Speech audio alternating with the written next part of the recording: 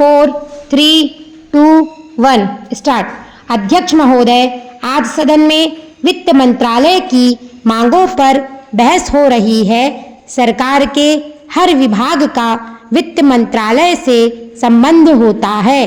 देश में जो प्रगति हुई है और हो रही है उसकी काफ़ी चर्चा हुई है।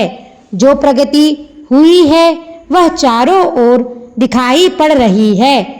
कम से कम रेल विभाग में तो काफ़ी प्रगति दिखाई पड़ रही है। रेलों में अब भीड़ कम होती है। बिजली का भी काफ़ी विकास हुआ है। लेकिन गांवों की ओर जो हमारा दृष्टिकोण है उसको देखकर कुछ तकलीफ होती है।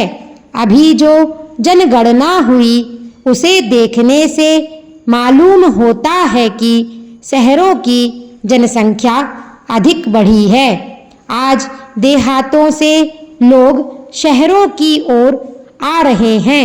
हमारे राष्ट्रपिता ने कहा था कि लोग गांवों में बसें, गांव के जीवन को पवित्र करें।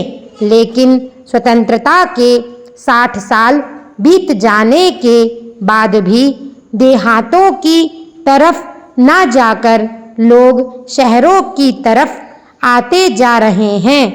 इस प्रश्न पर हमें कुछ गंभीरता से विचार करना होगा। यदि देहातों में लोगों को सुख सुविधाएं मिलती जो आज शहरों में प्राप्त है तो लोग देहातों से शहरों की तरफ ना दौड़ते बल्कि शहरों से देहातों की ओर जाते।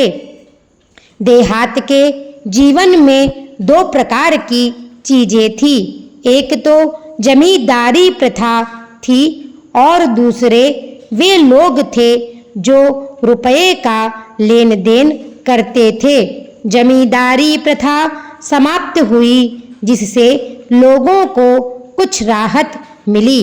जहाँ तक रुपये के लेन देन का प्रश्न है, पहले 25% तक ब्याज लिया जाता था, उसमें अब कमी हुई है। लेकिन कहीं कहीं पर तो अभी भी उतना ही ब्याज लिया जाता है जिससे कर्ज लेने वाला उनके चंगुल से नहीं निकल पाता। सरकार भी अब उचित दर पर कर्ज देने लगी है। इसी कारण से कहीं कहीं पर साहूकारों के ब्याज की दर में कमी आई है। लेकिन इसके बावजूद भी यदि हम देहातों और शहरों की तुलना करते हैं तो उन दोनों के स्तर में काफ़ी अंतर पाते हैं। अभी कहा गया है कि पंचवर्षीय योजना के कारण देश की आमदनी बढ़ी है।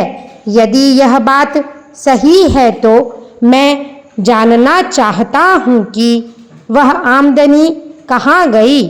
इस बात का पता लगाने के लिए सरकार ने एक कमेटी बैठाई है जो इसकी जांच करेगी कि वह बढ़ी हुई आमदनी कहाँ है और किसके हाथ में पहुँची है।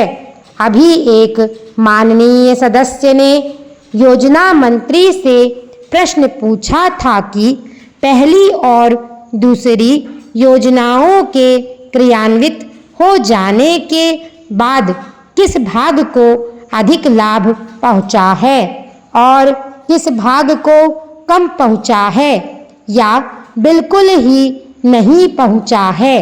इस प्रश्न के उत्तर में मंत्री महोदय ने बताया कि अभी इस पर विचार हो रहा है और देखा जा रहा है कि किस वर्ग को कितना लाभ हुआ है। मंत्री महोदय के इस उत्तर को सुनकर मुझे बहुत आश्चर्य हुआ है और मैं आशा करता हूँ कि सरकार सब वर्गों का ध्यान रखेगी।